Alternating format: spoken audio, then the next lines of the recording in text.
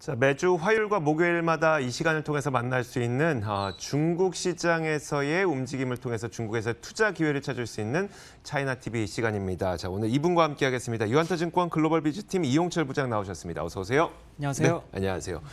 자, 오늘 할 이야기는 금융시장의 개혁 개방을 지금 추진하고 있는 중국에서 한번 투자의 기회를 찾아보자라고 하는 건데 이렇게만 들으면 뭔가 이렇게 되게 재미없을 것 같긴 한데 되게 중요한 거잖아요. 그러니까 금융시장을 개방한다. 그만큼의 외국인 자본을 유치한다. 외국인 자본을 유치하면서 누가 수익을 얻을 것이냐를 찾아보는 과정이겠죠. 네. 예, 중국이 자본시장이 이제 개설된 지 이제 30년 남짓 됐습니다. 역사적으로 보면 뭐 미국이나 또 심지어 우리나라보다도 굉장히 짧은 역사를 가지고 있습니다. 특히 중국은 또 사회주의 특성상 굉장히 제한적인 자본시장 정책을 펴왔는데요. 네네. 최근에 그 개방의 속도가 무서울 만큼 빠르게 진행이 되고 있다. 어떻게 되고 있어요, 요즘에? 지금 이제 시진핑 주석이 나서서 주도해서 자본시장을 열고 있는데 네네. 최근에 작년 11월이죠. 중국의 나스닥이라고 불리는 과창판이 설립이 됐고 이에 따라서 이제 하이테크 기업들의 어떤 전용 주식 거래 시장으로 기업들을 지원하고 있고 네. 올해 2월에는 금융이 국가적으로 중요한 핵심 경쟁력이다. 이렇게 얘기를 하면서 어떤 그 자본시장의 개방의 속도를 더 할 것을 주문을 한 상태입니다. 이렇게 최근에 금융 공급 측면의 그 구조적 개혁을 심화하고 네. 또 금융 리스크를 해소하는 차원에서 중국 금융 당국이 아주 숨가쁘게 움직이고 있습니다. 최근에 어떤 일련의 흐름을 보고 나면 2019년은 어떤 중국 시장의 자본시장 개방의 원년이다 할 정도로 네네. 가파르게 진행이 되고 있습니다. 특히 이제 지난달이죠. 지난 10월에 네네. 중국 공산당 4중 전회가 열렸는데 여기에 중국 금융업 개방의 어떤 방향을 재확인하는 네네. 그런 어떤 그 선언이 있었습니다. 내용을 한번 살펴보면요. 첫째, 현대 금융 시스템을 건전하게 유지하겠다라는 내용이 있었고, 둘째, 국가 전략 과학 기술 역량을 강화하겠다 이런 내용이 있었고요. 셋째는 더 높은 수준의 개방형 경제 신체제를 구축하겠다. 이렇게 해서 결국은 중국 자본시장을 발전을 시키고 또 금융업 부분에 외국 자본을 유치를 해서 어떤 그 새로운 어떤 자본시장의 모습을 만들어 가겠다. 이런 것을 이제 강조를 했습니다. 특히 이제 최근 들어서 어떤 이런 관련 정책들이 이제 패키지화해서 집중적으로 밀집해서 나타나고 네네. 있습니다. 그래서 사실은 이제 너무 다양하게 나오지 않느냐라는 우려가 나오는 목소리 가운데 이제 어떤 그 정책의 최고 지도자가 이런 정책의 우선순위를 조정을 해주면 네네. 뭐 최근에 어떤 그 개혁 개방의 속도는 우리가 기대했던 것 이상으로 나타나지 않겠느냐 이런 전망이 지금 우세한 상황입니다. 참고적으로 보면 이제 미국의 그 직접 금융 시장의 비중을 보면 80%가 넘어가고 있거든요. 직접 금융의 비중이요? 그렇죠. 그래서 우리가 이제 은행에서 돈을 빌려서 기업을 일으키는 게 아니라 네네. 직접 투자를 받아서 그러니까 리스크를 가지고 있는 네네. 그래야만이 이제 어떤 그 담보나 이렇게 없이도 새로운 산업들이 이제 그러니까요. 시장을 형성할 수 네네. 있기 때문에 그래서 소위 우리가 이제 커머셜 뱅크라고 하는 상업은행에서 네. IB라고 하는 투자은행으로 네네. 가는 거죠. 이제 그래서 리스크를 가지고 가는 자본들이 늘어남으로써 시장이 늘어난다는데 말씀드린 미국이 80% 수준인데 중국은 아직 17% 수준에 미치지 못한다는 네. 것이죠. 그래서 앞으로 그 나머지의 여지는 많이 열려 있고 그런 시장에 대한 중국의 투자가 진행되고 있다 이런 측면입니다. 그래서 이제 주식 시장이 그야말로 이제 금융 개혁의 이제 핵심 시장이 되겠죠 아무래도. 네네. 그래서 우리가 과창판 그 얘기도 했었고 시범 등록제를 하고 있고 그다음에 재융자라든지 뭐 인수합병이라는 M&A 시장이라든지 이런 걸 통해서 하이테크 기업의 자본 조달을 좀 용이하게 해주겠다. 네. 돈을 좀 쉽게 끌어올 수 있게 하겠다 이런 정책이고 또 이제 전략적 신흥 산업에 대한 새로운 정책들을 이제 속속들이 이제 마련하고 있습니다. 네. 특히 이제 시진핑 주석이 이런 말을 했죠. 핵심 기술로 독자 혁신의 돌파구를 마련해야 된다. 네. 그런 의미입니다. 이런 핵심 기술이라는 건 이제 중국의 5G 통신도 포함이 될 거고 이제 반도체 중심으로 AI라고 하는 인공지능 이런 네, 것들이 네. 이제 산업을 업그레이드 시키고 있는데 이에 금융 개혁이 어떤 동력이 돼야 된다. 이런 부분들을 이제 강조하고 있습니다. 네, 우리나라에서는 굉장히 좀 그 시장의 상처로 다가왔던 게 바로 MSCI 신흥국 지수 리밸런싱이었었거든요. 중국 A주를 편입한다고 하면서 이제 우리나라에선 팔고 바이 차이나라는 라는 말이 나올 정도로 그게 우리나라에는 좀 안 좋았었는데 중국 입장에서 생각을 해보자면 이제 자본시장 개방을 하고 있고 외국인 자금 좀 많이 유치해야 되겠다 이런 정도로 좀 볼 수가 있는 거죠. 그렇죠. 사실은 이제 국제적으로도 중국 시장의 중요성을 강조를 하고 있고 네. 그에 따라서 이제 여러 가지 이제 글로벌 지수들이 비중을 확대하고 있는 차원입니다. 특히 이제 중국 금융 감독 입장에서 보면은 이제 자본시장을 보완하겠다 이런 정책들을 펴고 있는데 네. 보완 정책들을 한번 살펴보면은 첫 번째 이제 대외 개방을 확대한다 이게 가장 우선 되겠고요. 그다음에 CSI 300 지수에 옵션을 만든다. 그러니까 사실 그동안 외국인 투자자들이 중국의 파생 상품이 너무 단조롭다. 네. 그러니까 우리가 주요 기초 자산을 내서 해지를 할 수 있는 파생 상품을 만들어줘야 네네. 이 시장에 대한 여러 가지 금융공학적인 그렇죠. 시도가 가능하다 이런 차원이거든요. 그래서 네. 파생 상품에 특히 옵션 지수 옵션을 이제 도입을 하겠다. 그리고 금융업종, 은행이나 증권업종의 외국인 보유 제한을 해제를 하겠다. 네. 그런 것이죠. 그래서 그리고 또 이제 우리가 QP라고 하는 적격 외국인 투자자 그리고 RQP라고 하는 위안화 적격 외국인 투자자 그동안 이제 시행은 되고 있었지만 규제가 좀 있었거든요. 그렇죠. 그런 뭐 규제 지분을 최대 절반까지밖에 못 받는다든지 이런 게 있었죠. 그렇습니다. 네. 그런 규제마저도 이제 완화를 하겠다. 그리고 외환 거래 조건들을 좀 더 확대를 해서 이런 그 외국인 투자자들이 중국 시장에서 좀 자유롭게 매매를 할 수 있는 활동을 할 수 있는 그런 기반을 만들어 주는데 지금 역점을 두고 있습니다. 또 이제 11월 8일 최근이죠.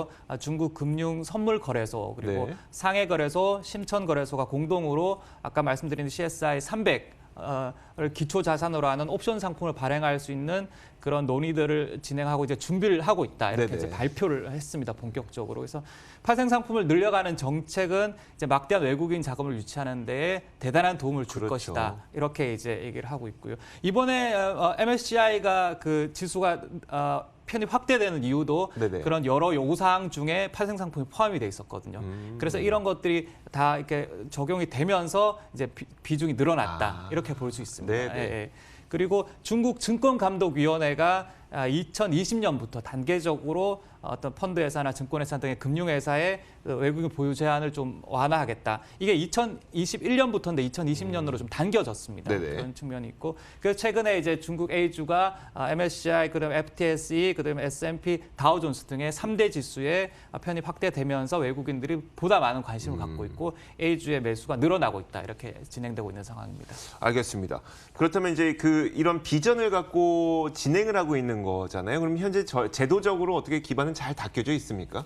예, 그래서 이제 증권감독위원회가 또 여러 가지 정책들을 발표를 했는데 중국의 이제 메인보드, 중소판, 창업판 이런 또 시장의 어떤 규정들, 네네. 규칙들을 이제 개정을 하기 위해서 공개 의견을 이제 수렴하고 있고요. 이제 시장의 이제 반응들을 평가를 하고 있는 거죠. 그리고 상장 문턱을 낮추고 그다음에 그동안 이제 매각 제한이 됐던 기간들을 네네. 좀 단축한다. 단축을 하겠다. 그리고 락업의 기간을 좀 단축하겠다는 거고요. 재융자를 할 때 이제 비용을 좀 낮춰주겠다. 그래서 이제 리커창 총리가 또 중앙정치국 상무위원회에서 이런 얘기를 했습니다.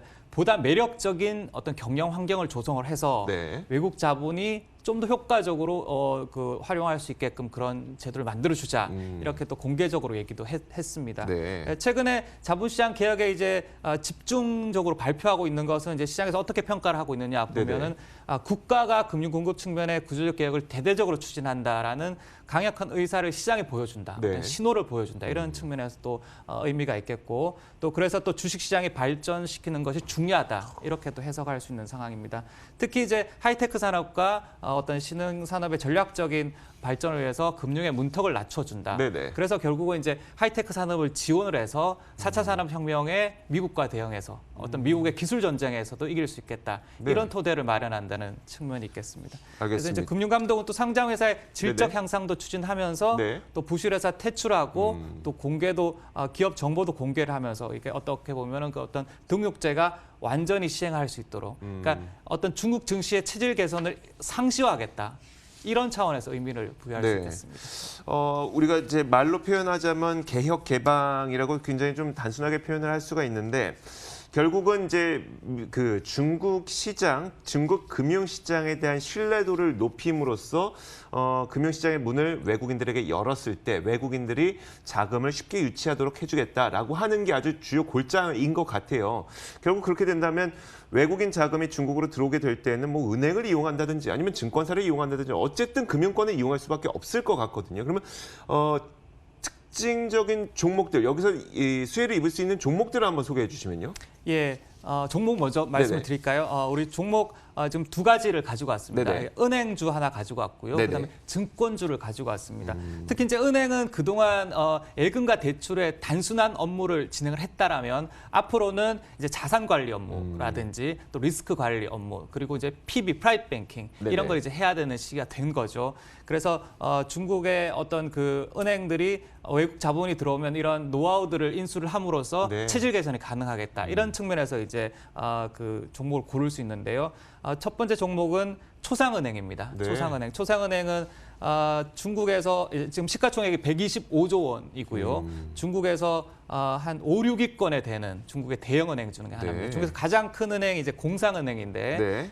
초상은행은 한 5, 6위권이 된다. 시가총액 125조는 우리나라에서 가장 큰 은행이 신한은행입니다. 신한지주가 시가총액 21조니까요. 여기에 한 6배 정도 되는 네네. 그런 회사다 이렇게 볼 수가 있겠고요. 초상그룹이 설립을 했고 중국의 이제 110여 개 도시에 진출해 있는 그런 은행입니다.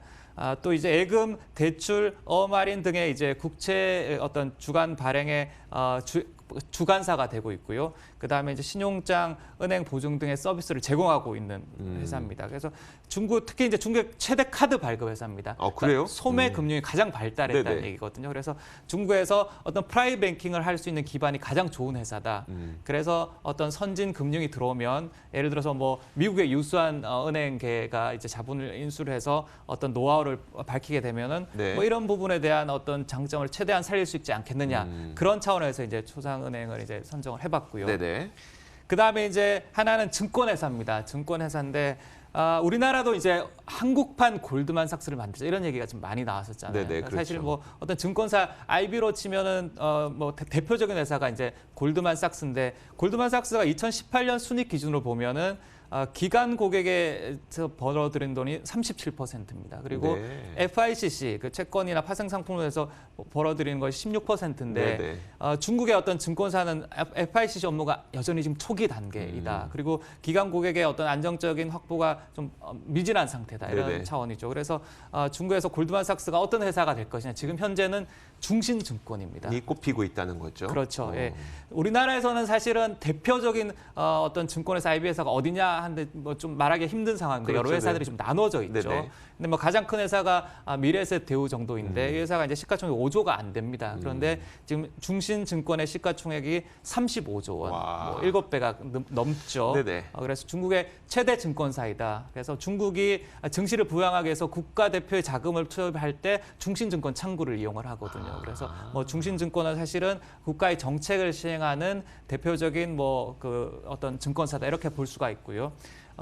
내용을 보면 이제 1995년에 설립이 됐고 네. 주식 브로커리지 딜링 주관사 투자은행 자산관리뿐만 아니라 뭐 투자 상담소 진행을 하고 있고요. 또 자산관리 업무에 큰 폭으로 성장을 하면서 어떤 기업 인수를 통한 해외 진출을 많이 하고 있다는 측면이 있고요. 특히 이제 중신은행을 우리가 눈여겨봐야 할 부분이 이 회사의 기관 고객 비중이 굉장히 높습니다. 네, 그래서 네. 수익이 안정적으로 나고 있고 특히 외국인이 중국 투자할 때 참고로 대표적으로 이용하는 것이 중신증권이다. 중신증권. 특히 IB 업무가 발달했기 때문에 인수합병이라든지 기업 대출에 이런 주관사로 선진 활용된. 금융도 사용할 수 있다. 이런 알겠습니다. 특징이 있습니다. 자, 이렇게 그 중국의 금융시장이 개혁 개방을 이뤄내면서 초상은행과 중신증권이 큰 수혜를 볼 수 있을 것이라는 전망을 내려주셨습니다. 유한타증권 글로벌 비즈팀 이용철 부장이었습니다. 말씀 고맙습니다. 감사합니다.